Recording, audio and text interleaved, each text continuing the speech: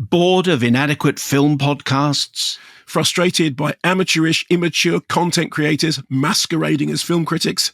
Then we have just the film podcast for you. It's called Kermode and Mayo's Take. And you can find it wherever you get your podcasts. Roll the tape. So it's in cinemas now.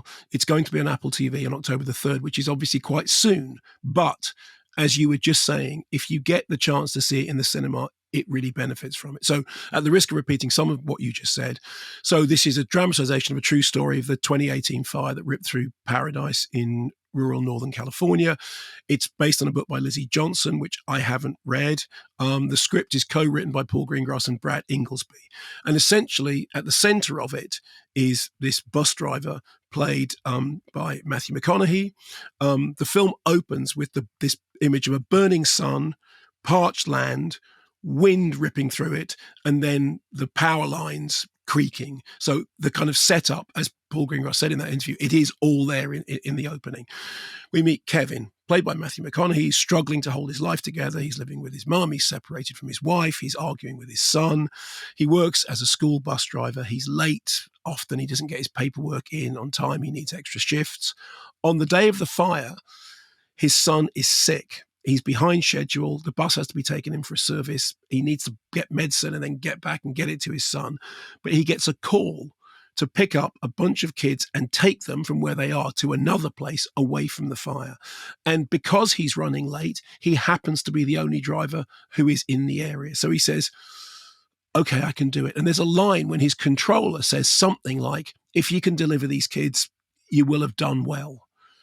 And something, he said, okay, fine, that I will have done a good thing. So he thinks he can do it and then take the medicine to his son. But the fire is advancing much faster than anybody can imagine, and everything is starting to burn. In that interview, Paul Greengrass said, this is a story of our times. Wherever you look, it feels like the world is burning.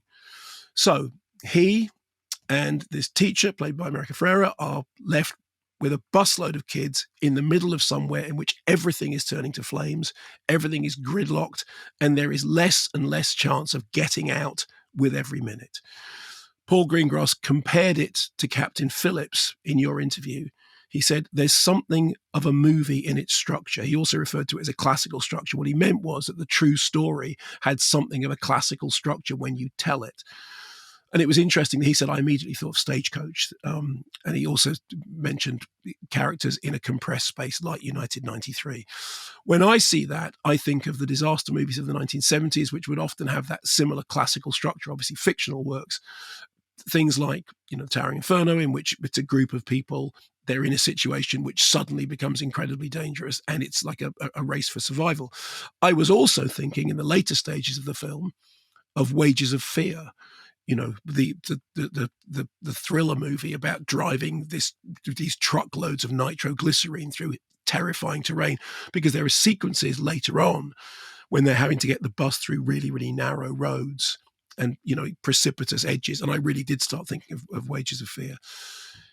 It's fascinating that he used old physical disaster movie techniques, the gas lines with the flames, in order to make it real. And he also talked about shooting at magic hour. Shooting at magic hour is one of the things that made Heaven's Gate the most expensive movie of its time that crashed the studio.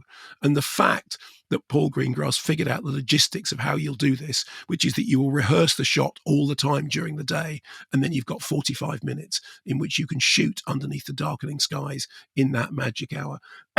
That has destroyed other filmmakers. But Paul Greengrass, as in that brilliant description that he did when you asked him that really great question, how do you go about orchestrating and showing chaos? And his answer was so organized, the organization behind the depiction of chaos. I mean, it sounds like a really mad thing to shoot in that way, but it pays real dividends. As with all of Greengrass's films, the thing has the grit of real life. The fact that there are people who were actually firefighters, who knew what they knew that particular circumstance, that always adds. But the most interesting thing from your interview was when Greengrass talked about personifying the fire, seeing the fire's point of view. And he compared it to the shark in Jaws. And again, this is why he's the great filmmaker that he is, because That's such a smart thing. What does it look like from the point of view of the rushing fire and the noise that it makes and the way in which the soundtrack is indeed enmeshed with the musical score to give you that sense of this kind of monstrous roaring beast that is, tearing across the landscape. So I went in thinking, I've seen a documentary about this, and the story is absolutely horrifying. I mean, it is a really, really terrifying story. There is, of course, famously the piece of film of idiot Trump turning up afterwards and referring to paradise as pleasure, because in his brain that's what paradise is. But this is a story of kind of heroism in the face of extreme danger by somebody, because we're kind of given the hint that they are told, if you do this, it would be a good thing. I spent a good 45 minutes of it absolutely gripping the edge of my seat. I mean, I know what the outcome is because I happened to, I knew the story because we'd seen documentaries and we knew about it. But I found when the bus is lost, when the bus is in this landscape that's almost otherworldly and is surrounded by fire, and the kids on the bus are becoming increasingly terrified, and the world is literally burning, I thought it was really gripping. Interestingly, I didn't think it was exploitative. And I think the same was true of United 93. I think the same was true of Captain Phillips, with which it does share some structural elements. And I think McConaughey's performance is terrific. And I think all the performances are terrific. I think America Ferrera is terrific. But the star of the film is Paul Greengrass, because there is nobody who does this sort of thing like him. And yes, there are certain things like, the way in which it kind of looks a bit news footagey, but that's not what's going on here. It has that classic aesthetic idea. It borrows from, as I said, things like 70s disaster movies, which work because they have their roots in dramatic theatre. And it tells a story without feeling like it's overselling it. And you sit there with your heart in your throat thinking, please, please, please get out of this terrible situation.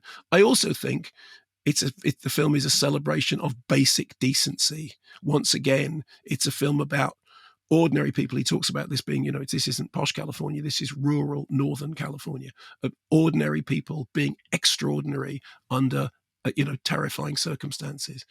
I liked it very much. You're a fan, right? Yeah, I thought it was extraordinary. It's worth. I mean, if you have time on your side, try and find the documentary that Ron Howard did, which he talked about on a previous incarnation of this show, because yes, it is, as Paul Greengrass said, it's a fantastic film, and it gives you the background to what happened, why it happened, the real communities, and there's all. I mean, in a way, the Ron Howard film is more terrifying than The Lost Bus, because when you see the footage filmed by the people of Paradise as they try to drive out on the roads, which are completely consumed with fire, you think, no, this is real. Are they going to make it?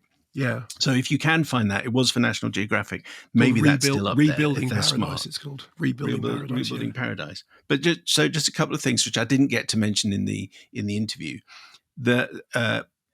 Matthew McConaughey's son is played by his son. Yes. So in real life, Levi McConaughey is his son. So when he's shouting at his dad, "I hate you," that must have been slightly. And his mother is played by his mother, Kay. So all of that, it's a bit of a family business. And because we were talking about Robert Redford at the start of the pod, that famous bit in Butch and Sundance, right towards the end, written by William Goldman, of course, that famous sequence just about before they sort of rush out to meet the entire Mexican army.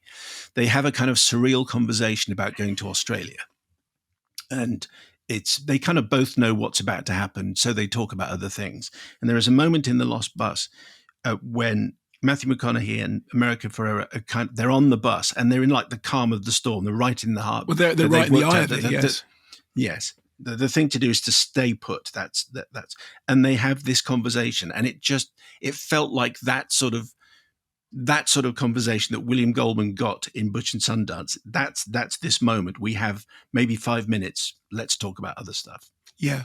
And it works really well. It also ties up very nicely with a tag at the end of the film about what subsequently happened. Incidentally, it is worth restating that, as Paul Greengrass says at the beginning, he sets up the elements, the sun, the parched land, the power cables. And at the end, there is that brief thing explaining exactly where the legal liability ended up falling. And that is also terrifying.